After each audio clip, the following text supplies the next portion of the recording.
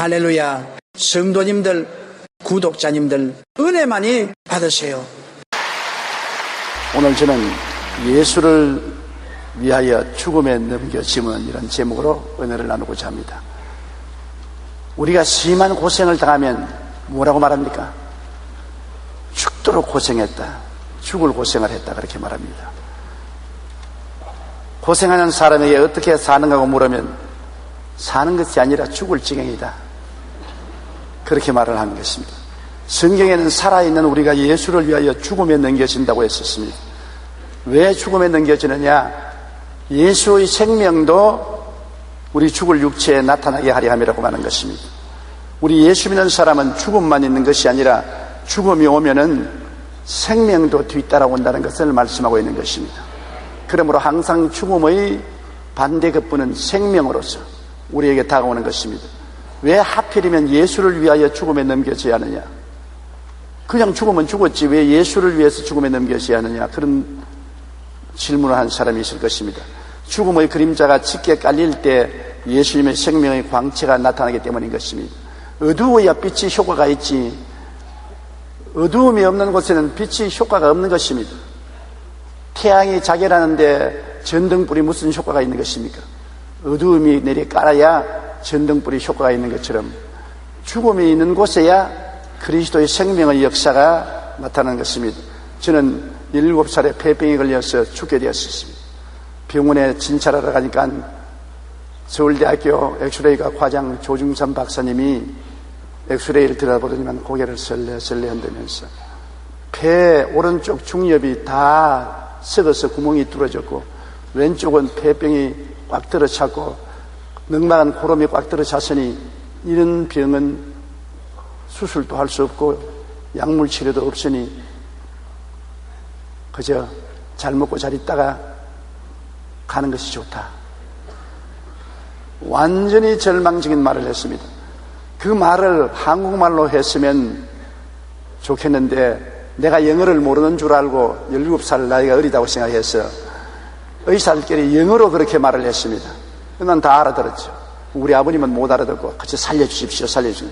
아버지 손자가 아버지 갑시다, 필요 없습니다. 끝장났습니다. 그래서 집에 돌아와서 하루 종일 냉방에 들어누워 하늘을 쳐다보고 천정에 파리똥만 헤아리고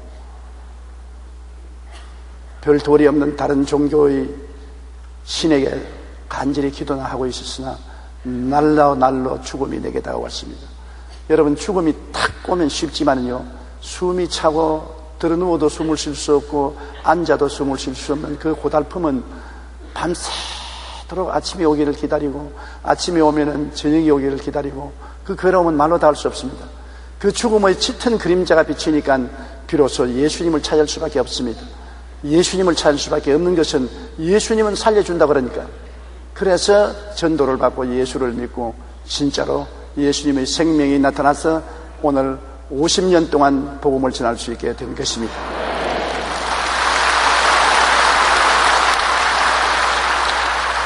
우리가 예수를 위하여 죽음에 넘겨오면 예수의 생명도 또한 죽을 육체에 나타나게 하려면 죽음이 있으면 반드시 생명도 따라오는 것입니다.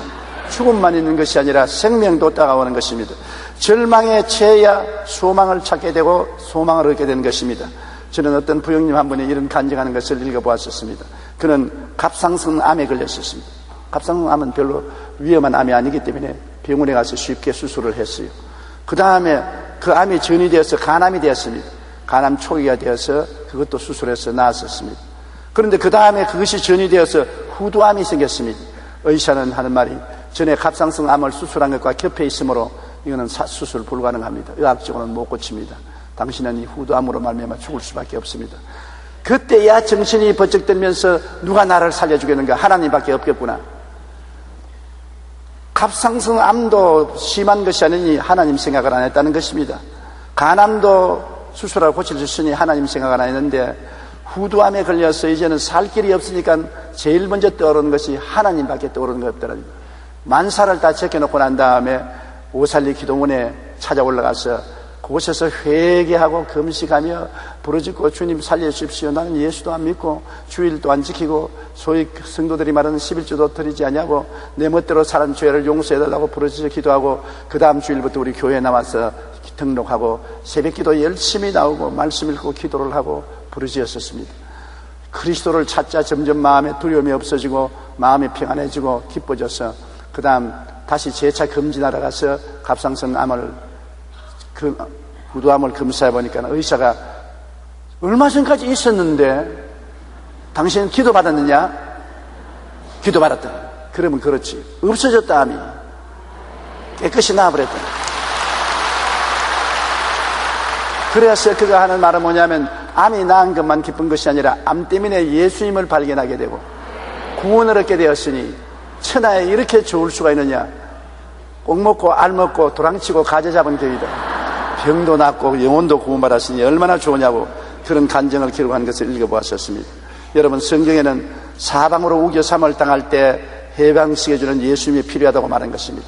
평범할 때는 예수님이 필요 없어요. 사방으로 우겨 쌈을 당해서 갈 길이 없을 때 우리를 해방시켜주는 예수님이 필요하고 답답한 일을 당해봐야 답답할 때 우리를 이끌어주는 예수님이 필요해서 비로소 새벽기도도 나오고 철야도 하고 부르짖어 기도해서 주님의 도우심을 받게 되고 남에게 핍박을 당해 버림을 당해봐야 그때는 나를 위로해 주시는 주님이 필요하기 때문에 천부의 여지없어 손도겁니다. 주님을 찾고 간절히 기도하게 되고 그 꿇어뜨림을 당해서 완전히 망해봐야 다시 잿더미 위에서 이렇게 세우는 주님이 필요하기 때문에 주님을 찾게 되는 것입니다. 사람은 목마른 사람이 우물을 판다고 배고픈 사람이 밥을 찾고 병든 사람이 의원을 찾는 것처럼 자기에게 필요한 것이 있어야 그것을 채워줄 자를 찾는 것입니다. 그렇기 때문에 우리가 크고 적은 죽음에 노출되어야 생명을 주는 주님을 찾게 되는 것입니다. 고난을 통해 예수님의 생명을 체험하면 크신 은혜의 간증과 큰 확신을 가지고 이웃에게 생명을 전하게 되는 것입니다. 고린도후서 1장 2절로 5절에 하나님 우리 아버지와 주 예수 그리스도로부터 은혜와 평강이 있기를 원하노라 찬송하리로다. 그런 우리 주 예수 그리스도의 하나님이시여 자비의 아버지시여 모든 위로의 하나님이시며 우리의 모든 환난 중에서 우리를 위로하사 우리로 하여금 하나님께 받은 위로로서 모든 환난 중에 있는 자들을 능히 위로하게 하시는 이시로다. 그리스도의 고난이 우리에게 넘친 것 같이 우리가 받는 위로도 그리스도로 말미암아 넘치는도다. 고난이 넘치면 반대급부로 위로도 넘친다는 것입니다. 죽음이 넘치면 생명도 넘친다는 것입니다. 그러므로 죽음을 경험하고 고난을 경험해봐야 생명도 체험하고 위로도 체험하기 때문에 다른 사람에게 은혜를 나누어 줄 수 있다는 것입니다. 고린도후서 4장 12절에 그런즉 사망은 우리 안에 역사하고 생명은 너희 안에서 역사하니라.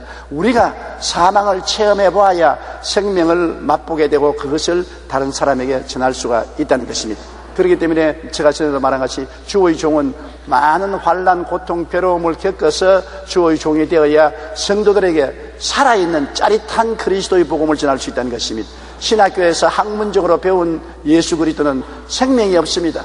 바리새 교인이나 사두개 교인과 같이 권세 없고 능력 없는 말씀을 전하게 되는 것입니다. 그러나 자기가 직접 고통을 당해보고 배고파보고 헐벗어보고 병들어보고 죽음을 넘긴 사람은 살아있는 그리스도를 체험했기 때문에 그의 복음은 산 그리스도를 전할 수가 있게 되는 것입니다.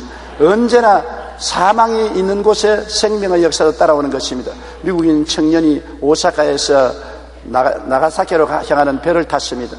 그는 미국에서 일본 선교 사역을 하기 위해 오랜 훈련을 받아 선교지로 가기 위해서 일본에 도착해서 오사카에서 배를 갈아타고 나가사키로 가는데 선실에 들어가서 잠을 자려고 하는데 기분이 이상해서 올라가 보니까 폭풍 후에 배가 암초에 부딪혀서 기울어지기 시작했어요. 그래서 빨리 구명복을 입고 물속에 뛰어들어갔는데 보니까 구명복을 안 입은 한 여성이 물에 허우적거리고 물을 먹고 깔아앉으려고 하거든요. 그래서 그 선교사 지망생인 미국 청년이 그 여성을 붙잡아서 자기 구명대를 목에 걸어주면서 나는 미국에서 일본에 온 선교사입니다. 이 풍랑에서 내 구명대를 당신에게 주고 나는 이 물에 빠져 죽을 수밖에 없지만은 하나 꼭 기억하십시오. 하나님께서 죄악의 물에 빠져서 지옥의 강물로 떨어져가는 인생들을 위해서 나같이 하나님의 아들을 보내주셨습니다. 그가 십자가에 죽었다가 부활하심으로 묻는 자는 다 살려주는 것이니 당신 물에서 건지남을 받거들랑 이것을 온 일본 천지에 전하십시오. 그러나 넌 청년은 물에 휩살려가고 마는 것입니다. 이 여인이 거기에서 구원을 받고 그 폭풍에서 건지의 을 받고 난 다음에 가는 곳마다 눈물을 흘리면서 나는 예수가 누군지 모릅니다. 그러나 나에게 생명을 전달해 준 젊은 청년이 예수를 믿으면 죄악과 지옥의 물에서 건지님을 받아 영생을 얻는다고 말했는데 내가 그 예수를 믿고 마음속에 평안을 얻고 영생을 얻었으니 여러분 이 예수를 믿으라고 일본 전역에 다니면서 눈물을 흘리며 복음을 전하고 수많은 사람들을 주께로 인도했다는 기록이 있는 것입니다. 이 청년은 죽었지만 그 죽음을 통해서 한 일본 여성에게 생명이 전달되어 그 청년이 일생을 보내려고 일본에 왔는데 그 선교 사역을 대신으로 감당해 준 것입니다. 일본 말과 문화를 잘 아는 그 여자이기 때문에 더 효과적으로 복음을 전할 수가 있는 것입니다. 사망은 우리에게 역사해도 생명은 반드시 그 반대급부로 나타나게 되는 것입니다. 이 세상에는 사망만 있는 것이 아니라 생명이 있는 것입니다. 그렇기 때문에 우리가 주 안에서 환난을 당하는 것은 언제나 축복의 전주곡인 것입니다. 환난만 오는 것이 아닙니다. 이 세상에 환난만 오면 어떻게 되겠습니까? 우리가 환난을 당하면 뒤에 축복이 온다는 사자로서 환난이 당하는 것입니다. 환난을 보고 놀라서 뒤로 넘어지면 안 되는 것입니다. 고린도후서 4장 17절 함께 읽어보십시다. 우리가 잠시 받는 환난에 경한 것이 지극히 크고 영원한 영광의 중한 것을 우리에게 이루게 함이니. 환난은 잠시 받아요. 그러나 잠시 받는 환난으로 말미암아 우리가 지극히 크고 영원한 영광의 중한 것을 체득하게 되는 것입니다. 광물의 원석은 용광로의 불길을 통해서 재련해야 귀한 금속이 되지요.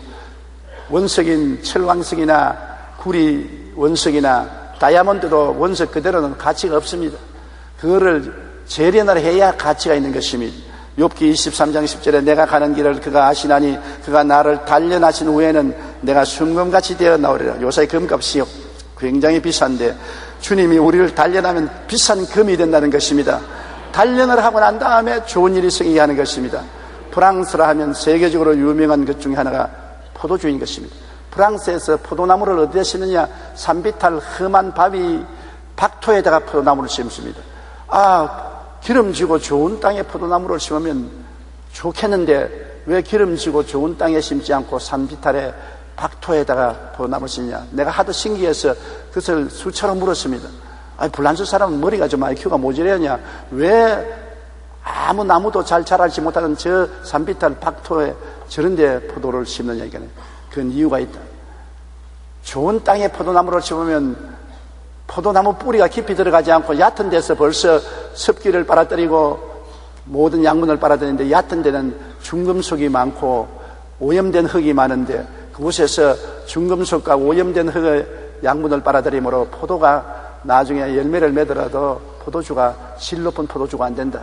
그러나 험한 산 박토에다가 심어 놓으면 포도나무가 살아나려고 깊이 뿌리를 땅 밑에 깊이 들어가서 물기를 빨아들이고 양분을 빨아들이기 때문에 중금속이 없고 해독하는 요소가 없기 때문에 아주 좋은 포도 열매를 맺어서 포도주가 질이 좋고 맑고 깨끗하고 맛이 있는 포도주를 양산할 수 있다. 그래서 결국은 고통 속에 있으면 뿌리가 깊어져서 더 좋은 포도를 열매 맺는구나 하는 것을 제가 알았었습니다. 우리나라 소나무도 한 가지입니다. 여러분 대목들에게 물어보십시오. 좋은 집을 짓는데 소나무는 얕은 산에서 무성하게 자란 소나무를 쓰지 않습니다. 소나무 질이 약하고 잘 부서지기 때문에 그걸 쓰지 않고 높은 산 낙낙장성 어려운 환경 속에 자란 소나무는 뿌리가 깊고 험한 곳에 자랐기 때문에 나무 질이 좋아서 좋은 집을 짓는데 제목이 된다고 하는 것입니다. 그렇기 때문에 하나님께서 얼마나 이 사실을 잘 아시겠습니까? 이러므로 우리가 훌륭한 제목이 되고 하나님이 사용할 사람이 되려면 박토에 자라게 하고 고통을 당하게 해서 깊이 뿌리를 내리고 심지가 굳고 연단된 사람으로 만들어서 축복을 주는 것입니다. 쉽게 받은 복은 쉽게 흘러버리고 마는 것입니다. 어렵게 번 돈은 어렵게 보존하는 것입니다. 여러분 록펠러에 대한 유명한 이야기 있지 않습니까? 록펠러 아버지는 세계적인 거부가 되었음에도 불구하고 점심때에 내려와서 2센트 주고 이 샌드위치를 사 먹습니다. 그런데 아들은 친구들을 구름대까지 데리고 온 호텔 한 층을 다 점령해놓고 난 다음 거부와 같이 밥을 먹습니다. 같은 호텔에 있는 직원들이 아버지 록펠러시요. 어떻게 아버지는 이렇게 샌드위치 2센트짜리 샌드위치를 먹고 있는데 아들은 저렇게 많은 사람을 데리고 호텔 한 층을 다 점령해서 아주 백만장자처럼 식사를 하고 하는데 왜 그랬습니까? 이 사람 모르냐? 그는 부자 아버지를 가지고 있지만 나는 부자 아버지가 없네. 아버지는 돈 번다고 하도 고생을 해서 돈을 벌었기 때문에 돈에 무서운 것을 알고서 아주 2센트짜리 점심 샌드위치를 먹지만 아들은 지가 안 버린 돈이니까 아버지가 번 돈이기 때문에 돈이 쉽게 벌어온 줄 알고 쉽게 사용하는 것입니다. 그래서 2, 3대 부자들이 계속하지 못하는 것은 돈을 쉽게 들이기 때문에 망하는 것입니다. 일본의 부자전을 보니까 일본의 명시유신 이후 100년 동안에 일본의 500대 기업 중에 30년 이상 계속한 기업이 없이 다 망했어요. 왜냐? 창설자는 고생을 하고 눈물을 흘리고 땀을 흘리고 일을 하고 계획을 하고 사업을 했는데 후대 3대는 쉽게 어드렁거리고 잘 먹고 잘 입고 편안하게 사업을 하다가 다 망해버린 것입니다. 우리 하나님은 하늘나라를 여러분 속에 세우기 위해서 쉽게 하늘나라의 복을 받도록 만들지 않습니다. 그러면 여러분도 망하고 하늘나라도 무너지기 때문에 하나님은 여러분에게 어려운 고난을 통해서 연단을 받아 하나님의 백성이 되어서 축복을 받게 만들어주는 것입니다. 환난을 통하여 연단받은 우리의 신앙은 지극히 크고 영원한 영광에 중한 것을 우리에게 이루는 것입니다. 로마서 5장 3절로 4절에 우리가 환난 중에도 즐거워하나니 이는 환난은 인내를, 인내는 연단을, 연단은 소망을 이루는 줄 알미라고 말한 것입니다. 환난이 절망을 가져오는 것이 아니라 소망을 가져오기 위해서 환난이 온다는 것입니다. 여러분, 사랑하는 자식은 채찍 하나라도 더 때립니다. 미운 자식 떡 한 개 더 주라는 것입니다. 왜? 밥을 많이 먹고 배가 불러지면 뇌 활동이 적어지기 때문에 바보가 되는 것입니다. 그러므로 사랑하는 자식은 매라도 한 대 더 때리고 꾸중을 하나 더 하는 것은 잘 때라고 하기 때문에 소망을 주려고 그래 하는 것입니다. 절망을 주려고 매를 때리고 꾸짖는 것은 아닌 것입니다. 여러분, 환난은 그렇기 때문에 우리의 삶을 바꾸어 놓는 것입니다. 사망의 체험을 하고 환난과 고통의 체험을 하면 우리의 삶의 코스를 완전히 바꾸어 놓고 마는 것입니다. 고린도후서 4장 18절에 우리가 주목하는 것은 보이는 것이 아니요 보이지 않는 것이니 보이는 것은 잠깐이요 보이지 않는 것은 영원함이라. 우리가 세상에 살 때 안에 환난을 당하기 전에는 육신의 정욕, 안목의 정욕, 이 세상 자랑을 주목하고 이 세상 부귀, 영화, 공명 이러한 것에 주목을 하지만은 환난을 당하고 보면 이런 것이 다 물거품인 것을 알게 된 것입니다. 일장지 춘몽인 것을 알게 되기 때문에 이제는 보이는 잠깐 있다 사라지는 것에 주목하지 아니하고 보이지 않은 영원한 것에 주목하게 되는 것입니다.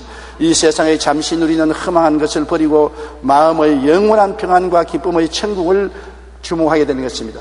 찬송에도 그런 찬송이 있지 않습니까? 큰 풍파 일어나는 것 세상 줄 끊음 일세.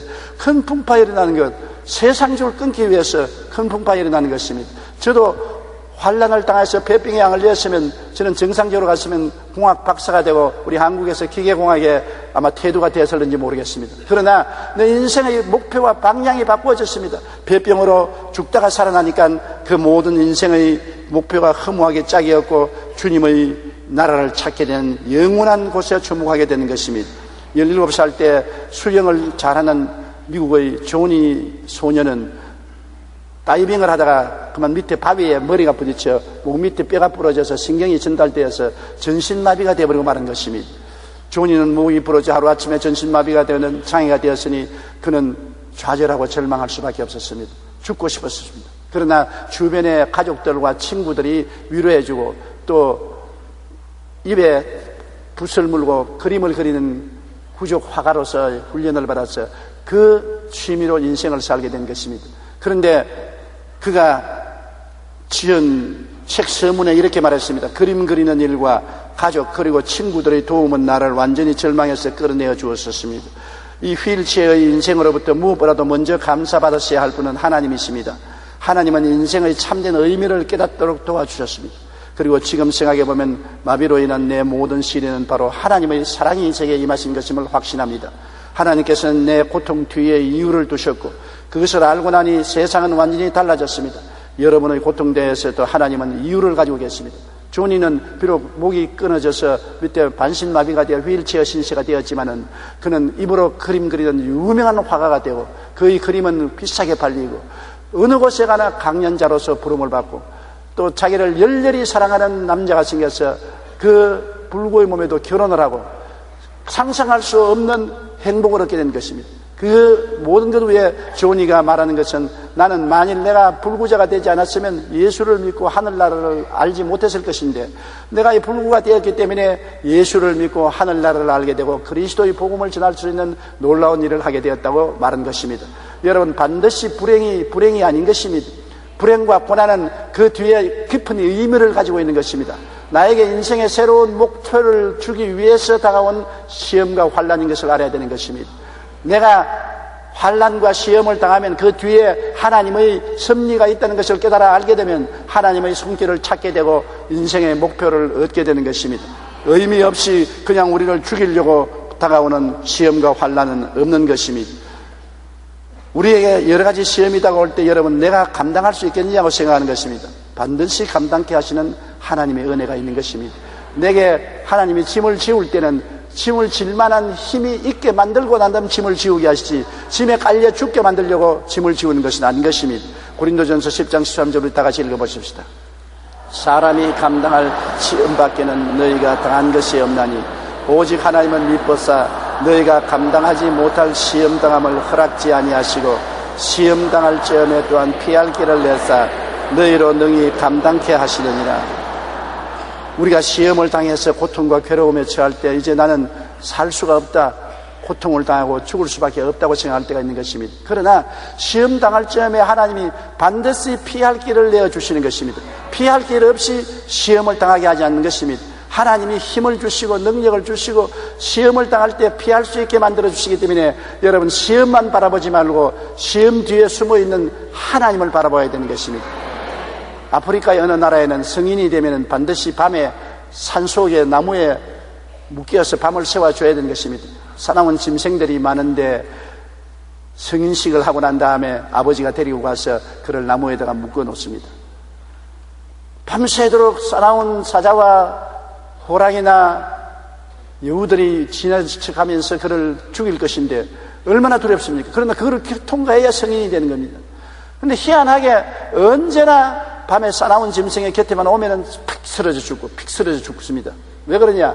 성인식을 하고 그 아들을 나무에 묶어놓은 아버지는 그 근처 나무 위에 올라가서 잔뜩 화살을 먹여서 내려다보고 있다가 짐승이 아들 같이 가야만 오면 쏘아버린 것입니다.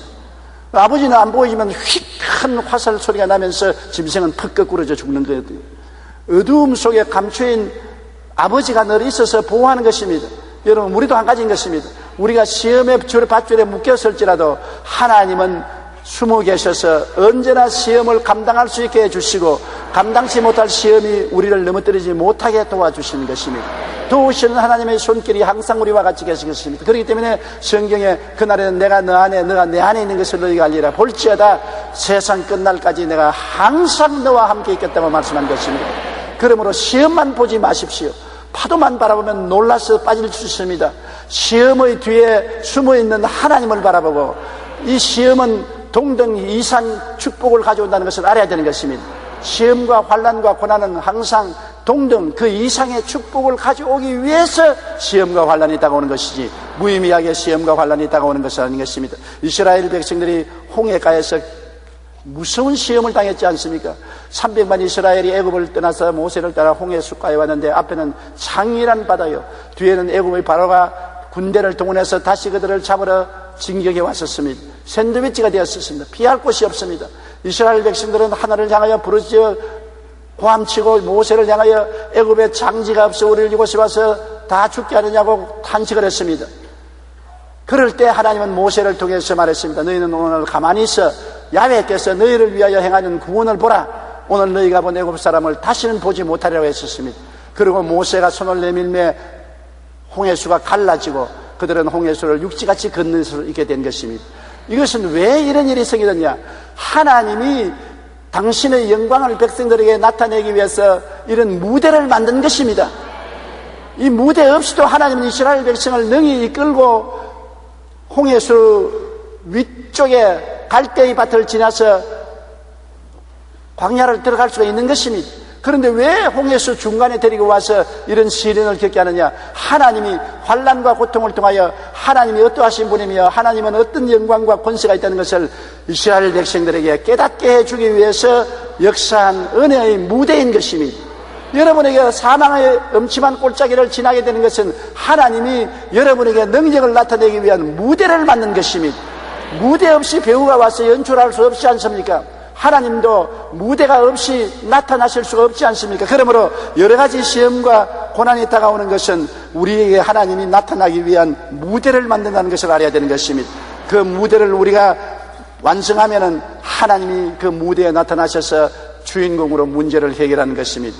죽음의 시험에 넘겨지면 예수님의 생명이 우리의 삶에 나타나기 위한 기회인 것입니다. 왜 내게 이런 사망의 엄침한 골짜기를 통하게 하고 죽음의 고통이 다가오느냐? 그것은 하나님의 생명이 나타날 수 있는 무대를 만드는 것입니다. 무대가 있어야 연극을 하지요. 무대가 있어야 하나님이 나타나시죠. 나는 조용기가 폐병에 안 건들렸으면 병을 고쳐서 우리를 살리는 하나님은 결코 체험하지 못했을 것입니다. 내가 병이 걸렸기 때문에 살아계신 주님을 체험할 수가 있는 것입니다. 제가 목회하면서 초년내 많은 헐벗고 굶주리고 고통을 당했습니다. 지금 돌아보면 너무나 고마운 게 그런 일이 있었기 때문에 기도 응답하는 하나님을 체험할 수가 있는 것입니다. 내가 잘 먹고 잘 입고 평안했으면 하나님께 도와달라고 부르짖지 아니했을 것이요, 그리고 하나님이 기적으로 응답하는 체험을 못했을 것인데 헐벗고 굶주리고 가난하고 빈손 들고 갈 길이 없어 답답했기 때문에 밤새도록 부르짖어 기도했고 하나님의 도우심을 체험할 수 있어서 오늘날 돌아볼 때 그것이 얼마나 큰 축복이요 아름다운 경험인지 말로 형용할 수 없는 것입니다. 무대인 것입니다. 여러분에게 다가오는 환난은 무대요, 죽음은 그리스도의 생명이 나타날 수 있는 무대를 만든다는 것을 알아야 되는 것입니다. 그렇기 때문에 다윗은 말하기를 원수가 다가오면 원수를 기화로 해서 나에게 밥상을 차려주고 머리에 기름을 발라 잔이 넘치게 한다고 말한 것입니다. 주께서 내 원수의 목전에서 내게 상을 베푸시고 기름으로 내 머리에 바르시니 내 잔이 넘치나이다. 하나님이 우리에게 밥상 차려주고 기름 부어주셔서 높여주고 잔이 넘치게 해주려면 원수가 다가와야 되는 것입니다. 원수가 없는데 혼자서 그렇게 해줄 리가 없는 것입니다. 언제나 인생에는 환난이 있으면 축복이 있고 죽음이 있으면 생명이 있는 반대급부가 있다는 것을 여러분 잊지 마시기 바랍니다. 베드로전서 4장 12절로 13절 우리 다 같이 한번 읽어보십시다. 사랑하는 자들아, 너희를 연단하려고 오는 불시험을 이상한 일 당하는 것 같이 이상히 여기지 말고 오히려 너희가 그리스도의 고난에 참여하는 것으로 즐거워하라. 이는 그의 영광을 나타내실 때 너희로 즐거워하고 기뻐하게 하려 함이라. 불시험은 기쁨과 즐거움을 갖다 주기 위한 무대에 불과한 것입니다. 많은 시련을 겪어봐야 시련에서 해방될 때 기뻐하고 즐거워하지요. 늘 좋은 환경만 있으면 기뻐하고 즐거워할 것이 무엇인 것입니까?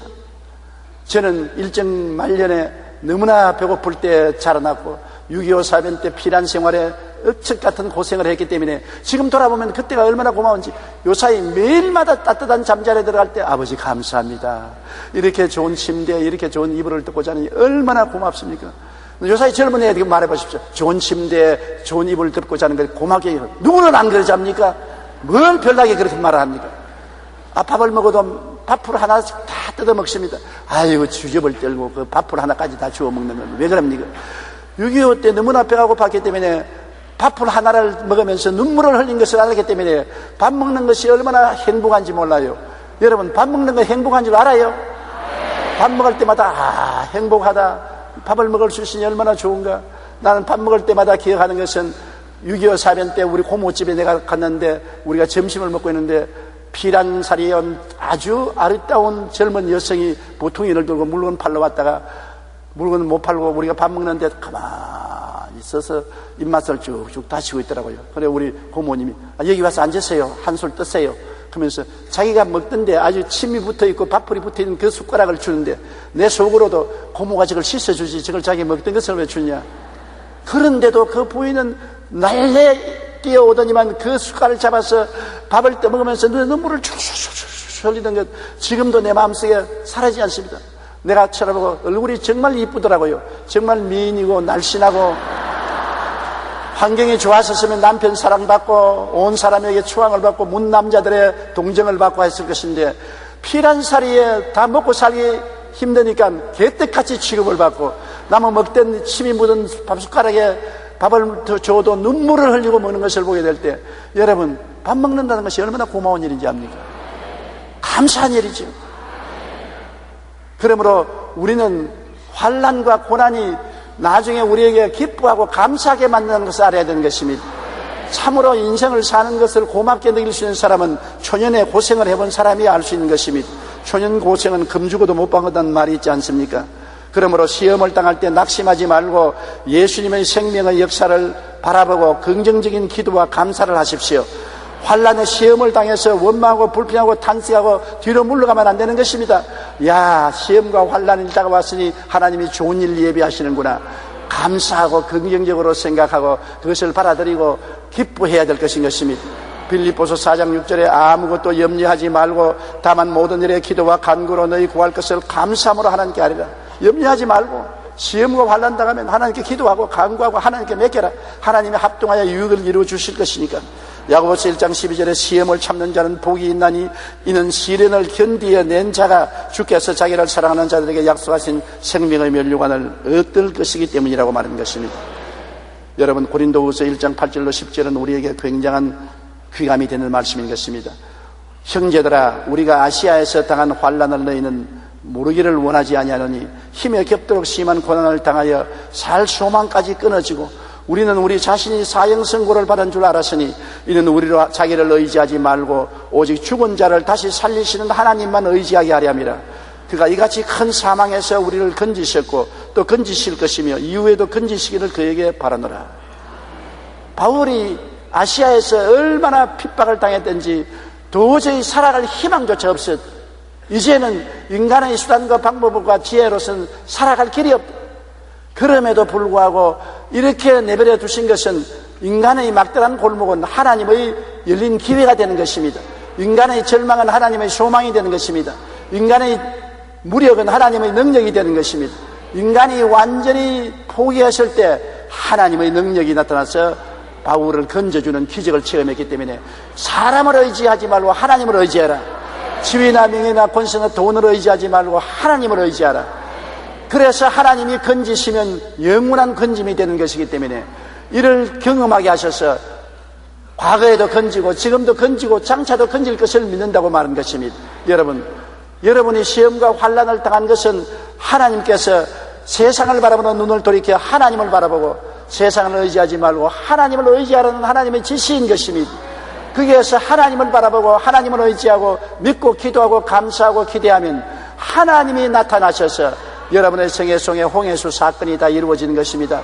사방으로 무겨싸임을 당하는데 하나님을 바라보니 쌓이지 아니하고 답답한 일을 당했는데 하나님을 바라보니 답답한 일에서 건져나옴을 받고 핍박을 받아 버림을 받았는데 하나님을 바라보니 위로가 넘쳐서 도움을 받고 꿀의 때를 당해 망했는데 주님께서는 다시 재기해서 불꽃같이 일어나게 만들어 주시는 하나님인 것을 보여주시는 것입니다. 그래야 하나님을 체험해서 간증도 하고 자서전도 적고 살아계신 하나님을 체험했다고 사람들에게 외칠 수 있지. 그런 것을 당하지 않은 사람은 하나님이 살아계신 것을 체험하지 못하므로 알지 못하는 것입니다. 하나님이 당신을 나타내기 위해서 여러분을 통하여 무대를 만드신다는 것을 잊지 마시기 바랍니다.